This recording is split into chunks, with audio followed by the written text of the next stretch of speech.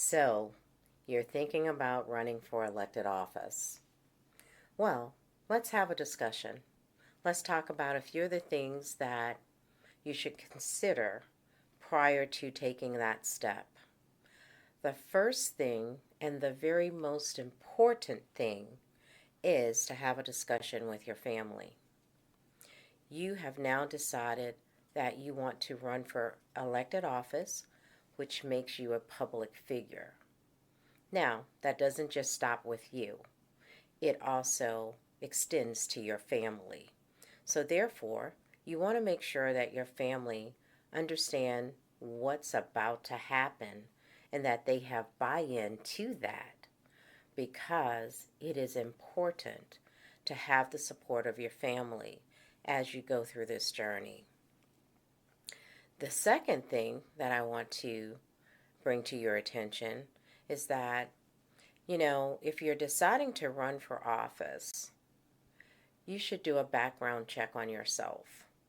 Yes, I said a background check on yourself because you want to ensure that any information that's out there that you already are aware of and that you can address immediately before your opponent decides to spring it on you. This way you can avoid a lot of pitfalls. So, go ahead and check with your police department to get a background check, and or there are several agencies that you can do this online to do a background check. So that's very important as well.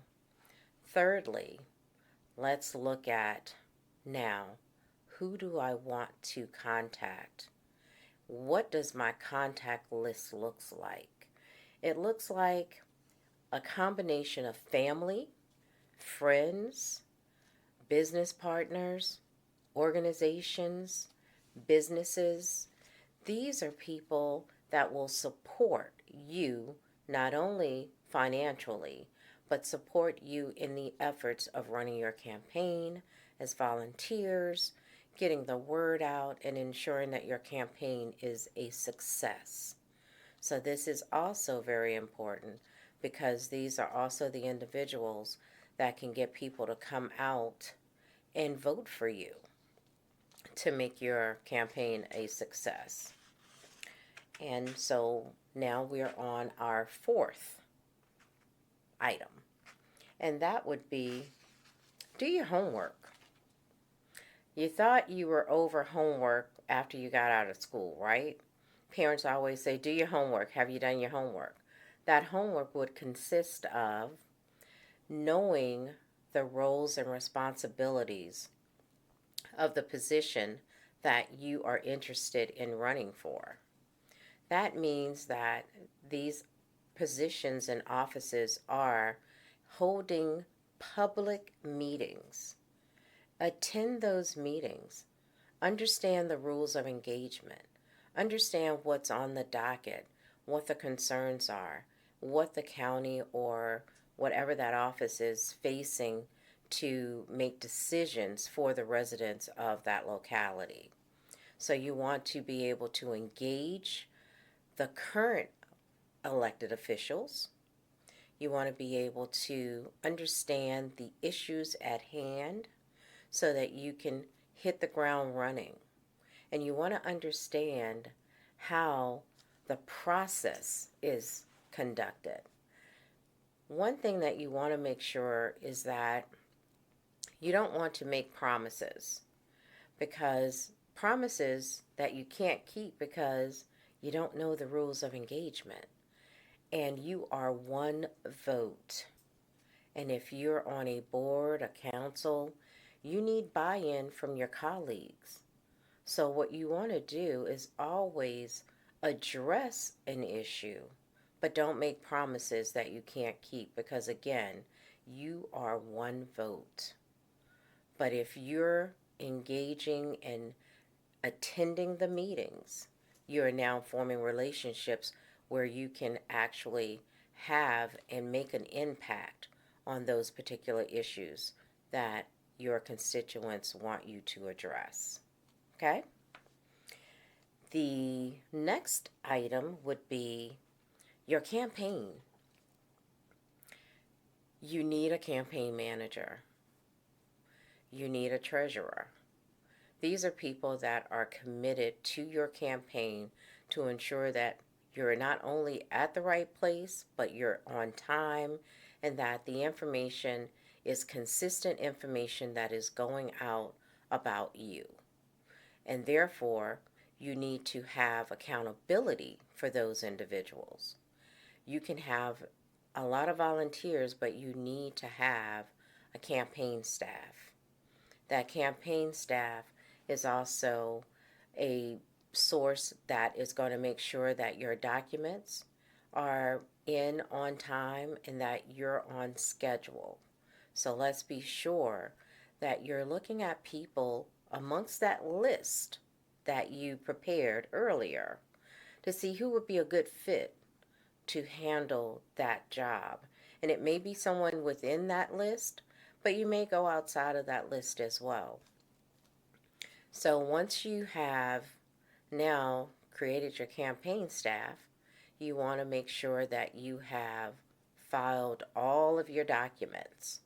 And the best way to understand that process is to go to the Virginia Department of Elections website, and under the tab of candidate information, you're going to select the candidate bulletin for whichever office you're running, and you're going to utilize that as your guide. It has all the information you need: when things are due, when things can start being accepted from your registrar or the Department of Elections. You would follow that guide because that makes sure that you will be able to get on to the ballot as long as you follow those guidelines. Now, if you miss any of those, you have put yourself in jeopardy of not being able to get on the ballot. Okay? So if you have questions about any of the information that's within those bulletins, you can always call the Virginia Department of Elections.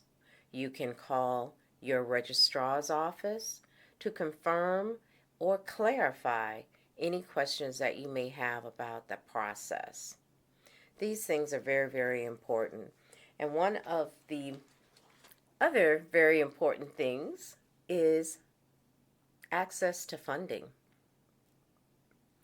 Depending on the office that you're seeking will determine how much funding you will need. So we want to make sure that you understand fundraising is a critical part of running for office. And when I say that, that means from your friends, family, businesses, organizations, those that want to help you in the process of making sure that you have yard signs, handbills that you want to get out about information about yourself and your platform. So these things cost money, and you will need to fundraise. And it is very important to have someone that's a very good fundraiser. And this will help your campaign run so much smoother, as your supporters will want yard signs, any type of literature that you have out. And this also helps you to be on the road because you will be putting miles on your vehicle, going to visit all of the constituents in whatever the locality is or localities. And you want to make really good impressions when you're visiting other localities and listening. Have that listening ear and understand what those particular concerns are for that particular locality. Because we are all rural localities, but we all have a different set of priorities and issues. So you want to be sure that you're in the know of those different priorities of issues so that you can speak directly to that locality with those particular priorities of issues. So, with that being said, those are some gentle tips in reference to getting started. And your printed material is very important because it helps get your name out into the community, as well as visiting all of the locations and meeting with the community, and being able to relate and be visible to the community. So these things are very, very important. These are your first steps in getting ready to run for elected office. I hope this information was informative, and I hope that if you decide to run, that you will have a successful run, and please utilize the resources that are there and available for you. So, don't hesitate to reach out to the Virginia Department of Elections and your registrar for any assistance you may need on completing your paperwork to run for office. Thank you for listening. Patricia Harper Tunley.